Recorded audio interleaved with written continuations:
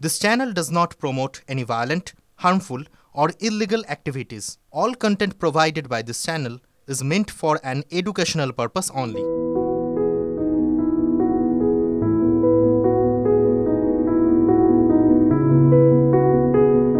চিকিৎসার পর চিকিৎসাতেও সাড়া দেয়নি তার শরীর। জন্ম থেকে চলছে এক কঠিন লড়াই। হাত পা কোনোটাই সক্রিয় নয়। চলাফেরা তো দূরের কথা, হাত ধরে বসিয়ে না দিলে বসতেও পারেন না তুহিন দে।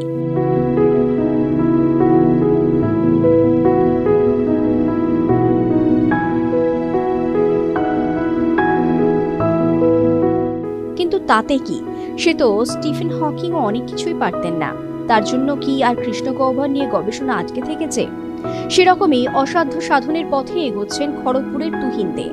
হাত পা সক্রিয় না হলেও বুদ্ধিমত্তায় অনেককেই পিছনে ফেলে দিয়েছেন তিনি। তাই তো 50 লক্ষের প্যাকেজ হেলায় ফিরিয়েছেন। আমেরিকার ব্যাংক থেকে চাকরির অফার আসা সত্ত্বেও গ্রহণ করেনি। তুহিনের কাছে লাখ টাকার চাকরিও তুচ্ছ। তার লক্ষ্য আকাশ ছোঁয়ার। হ্যাঁ, আমি অফার পেয়েছিলাম, আমি ওয়েলস ফার্গোতে পেয়েছিলাম। এতে আমার 50 লাখ টাকা পার ইয়ারে, কিন্তু আমি এটা করিনি, জব করিনি। কেন? আমার পড়াশোনার ইচ্ছা, হায়ার এডুকেশনের ইচ্ছা বলে আমি জবটাকে করে দিয়েছি, রিজেক্ট করে দিয়েছি। খড়গপুর আইআইটি ক্যাম্পাসে কেন্দ্রীয় বিদ্যালয় থেকে 2017 সালে মাধ্যমিক পরীক্ষা দেন তুহিন। তিনি উচ্চ মাধ্যমিক পরীক্ষা দেন রাজস্থানের কোটা থেকে। তারপরই শিবপুর থেকে কম্পিউটার সায়েন্স নিয়ে বিটেক করেন। হাতে লিখতে না পারলেও তুহিন কিন্তু পরীক্ষার সময় লেখক হিসেবে কোনো দিন কাউকে নেননি।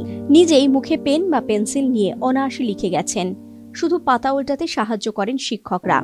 শুধু পেন পেন্সিল নয়, কম্পিউটার বা ল্যাপটপ টাইপ করতেও পারেন ওই মুখ দিয়ে। আর তুহিনের কাছে সবই নর্মাল, কোনো কিছুকেই অসুবিধে বলে মনে করেন না তিনি। তুহিনের স্পষ্ট বক্তব্য, এখন এর জন্য এমটেকের জন্য প্রস্তুতি নিচ্ছে।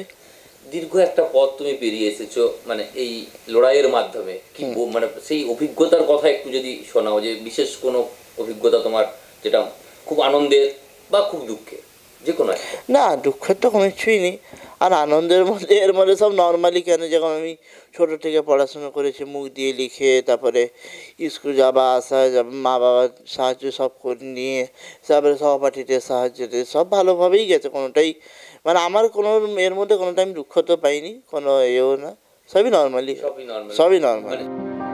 আগামী বছরের ফেব্রুয়ারিতে এমটেকের প্রবেশিকা পরীক্ষা রয়েছে তুহিনের। তার প্রস্তুতি চলছে। চাকরি নয়, আরো বেশি জ্ঞান অর্জন করাই তুহিনের লক্ষ্য। স্পেসশিপ নিয়ে রিসার্চ করার ইচ্ছে রয়েছে তার। তাই কলেজের ক্যাম্পাসিংয়ে 50 লক্ষ প্যাকেজের চাকরি মিললেও গ্রহণ করেননি। আমার পরবর্তী ক্ষেত্রে টার্গেট হচ্ছে আমি এমটেকটা করার পর পিএইচডির জন্য, পিএইচডির পর রিসার্চ। এখন তো আমি আগে আমার এমনি একটা স্পেসের উপরেই রিসার্চের জন্য রয়েছে। আগে ফার্স্টে আমি এটা করি, তো এমটেকটা করার পর তারপরে পিএইচডি পর তারপরে সাবজেক্ট চুজ করবো। মা সুজাতা জানান, ছেলেকে নিত্য কাজ করে দিতে হয়, খাবারও মুখে তুলে দিতে হয়। তবে লেখাপড়ায় ছেলে স্বাবলম্বী। কিচ্ছু ভাবিনি। হ্যাঁ, ওকে নিয়ে আমি ভাবার প্রয়োজনই পড়ে না আমার। ও নিজের ভাবনা নিজেই ভাবে। আমরা যে কিছু ভাববো সেরকম অবস্থা থাকে না। ও নিজেই মানে ও যেটা চিন্তা করে ও সেটা করে নেয়, আমরা না বলি না। পড়াশোনা ও কাজের জন্য ইতিমধ্যে পুরস্কারও পেয়েছেন একাধিক। রাষ্ট্রপতি, রাজ্যপালের হাত থেকে পুরস্কার নিয়েছেন তুহিন।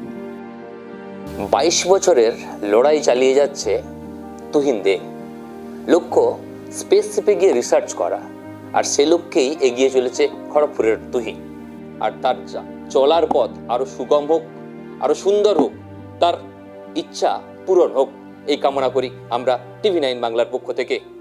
ক্যামেরায় সুজয় নায়কের সাথে দেবব্রত সরকার, TV9 বাংলা, পশ্চিম মেদিনীপুর।